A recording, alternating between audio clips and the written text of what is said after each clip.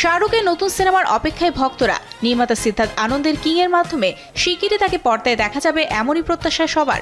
কিন্তু সেই প্রত্যাশায় ধাক্কা, বলিউড বাদশার প্রত্যাবর্তন আরও দীর্ঘতর হবে বলেই শোনা যাচ্ছে।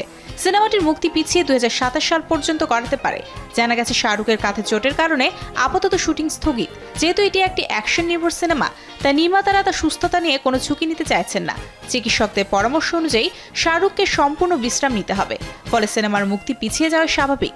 কিং সিনেমায় শাহরুখের সঙ্গে প্রথমবার পর্দায় দেখা যাবে তার কন্যা সুহানা খানকে। এছাড়াও বিভিন্ন চরিত্রে থাকছেন দীপিকা পাডুকোন, অভিষেক বচ্চন, জ্যাকি শ্রফ, জয়দীপ আহলাওয়াত ও আরশাদ ওয়ারসি। সব ঠিক থাকলে কিং মুক্তি পেতে পারে 2027 এর শুরুতে।